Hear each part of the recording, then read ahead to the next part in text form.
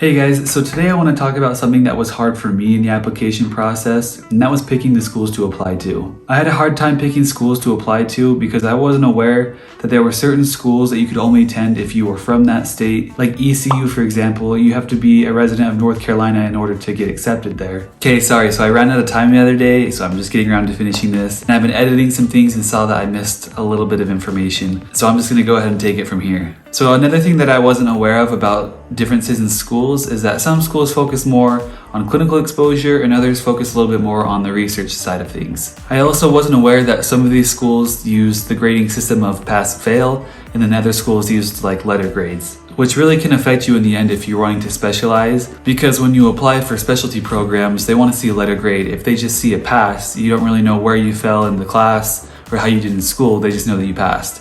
So they would really prefer you to have letter grades. So missing all this information, I really had no idea where to go. All I knew that there were some cities that I would rather live in than other cities, and that was pretty much about it. So in this video, I'm going to go through different resources that helped me to understand how you need to pick schools, how you should go about that whole process, and in the end, which one's the best fit for you. So please consider subscribing and liking because it really helps me to continue making these videos, and also hit that bell so it notifies you when I upload these videos. So generally I've learned that the magic number to apply to is 12, and obviously that depends on your stats, but 12 is a good number for people that are underqualified and people that are overqualified. Like if you really think about it, you don't run a risk not getting into school. That's a whole year that you lose of education, and also in the end it's going to be a whole year that you lose of making money as a dentist. So if you apply to too little schools, you have that chance of not getting in, but also if you apply to too many schools, you have that chance of just wasting tons of money that you didn't need to spend in the first place. You'll see on forums, whether it's on Facebook or Reddit or things like that, of people saying, oh, I applied to 12 schools or 15 schools and I really wish I would have applied to less.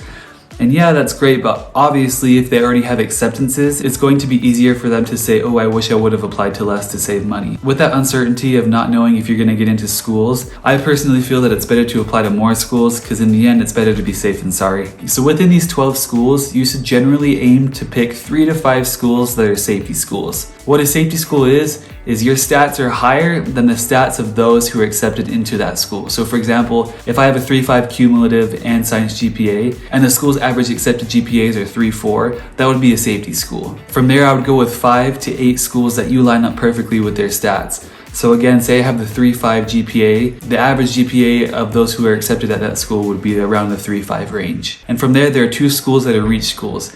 And those obviously are schools that have higher stats than you have. You might as well apply to these schools. You really never know what can happen. Because they look at your whole application and not just the stats alone, you honestly have a chance of getting in. But I would not make the majority of your schools reach schools. You should just pick a few. Now, because I didn't understand what was important to know about each school and how to go about deciding them, I reached out to a few people and learned about a few resources that really helped me. That's the Dental School Explorer and the Grad Student Grades. First is the Dental School Explorer, and I'll link this website down below so you guys can see it. But what this is it's a resource given by IDEA that has all the schools inputted into their website. And what you can do is you can search by what their GPA is, what the DAT score is, what state they're in, whether it's in the US or in Canada. You can use all these different filters to kind of filter out the schools that are maybe too high for you or too low for you. Then once you click on the school, it gives you literally all the stats about the school. It gives the 5th to 95th percentiles of the GPAs accepted, the 5th to 95th percentiles of the DAT scores of the students who were accepted. It gives you the demographics of the students who were accepted. It labels things like the mission and vision of the schools. It gives you the cost layout and how much it is each year for residents and non-residents, the cost of living, and it even gives you the total estimated cost to get through the 4 years of dental school. It tells you if these schools require secondary applications, how the interviews work, whether they're online or in person, and it also gives you the resources of financial aid for that school. So this was really important because I could see the exact mission statement of each school, the vision of the school, all these different stats, everything just in one place so I didn't have to keep switching to different tabs, and I could have this accurate information for each school. Once I saw that I was kind of interested in the school, what I did is I went into Excel, and I'll also put a picture of that right here so you can see what it looks like. So I went into Excel and I wrote, what the school's name was, what the total cost of tuition is, what the average DAT score and GPAs were of those who were accepted the year before.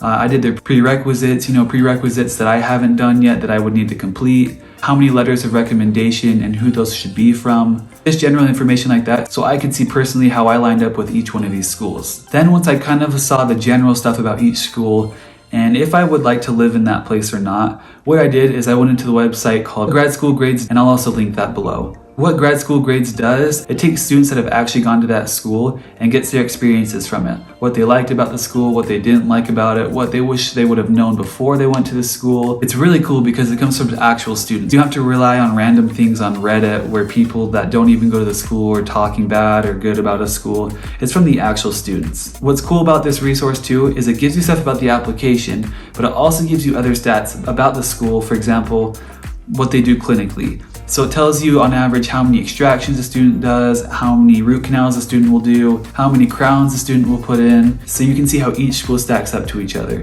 It tells you what the social scene is like. For me, that was a big one because I'm a single guy that's moving to a random place in the US. I want to make sure there's a good social scene for me to be able to meet people. It tells you if schools focus more on the clinical side of things or the research side of things. On this website, you can also choose to filter things. So whether you want a school to have a more clinical emphasis, or you want to be able to do this many crowns throughout school, or depending on where you want to live, you can filter it that way. And then it'll show you all the schools that check those boxes. In the end, this website helped me to understand how the school functions and what it's like from the perspective of a student. So both of these websites require a subscription.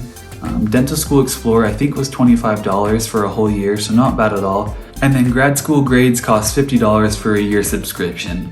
So $70 to get all these resources to decide where you should go. It's really worth it. So in the end, the ways that I cut down my list of schools that I should apply to, did the school focus a little bit more on the clinical side of things, or did they tend to do a little bit more research? I looked at the cost of tuition, and for this cost of tuition, I looked at the schools that offer in-state tuition after 1 year. So for example, that's if you go to a school, the first year you pay the out-of-state tuition, which is usually a lot more money.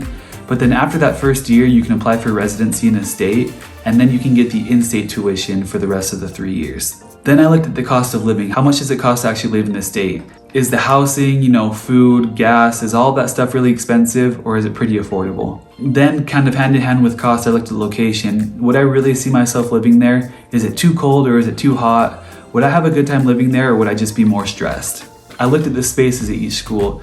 Do the labs offer spaces for just you, or do you have to share, a locker or different sim labs with a bunch of other students? Then I looked at the social scene. Are there a lot of people that are my age in this city, or does the city tend to have, an older population? And then last, I looked at the class size, and I was able to cut down my list and really see what schools I felt were important and that fit that criteria. If you have any questions about how I went about doing these things, all this stuff is pretty fresh in my mind as I just barely did it. Just comment below and I'll try to answer them. I hope this video helped you guys, and please stay tuned. I'm going to be uploading a bunch more videos here to come.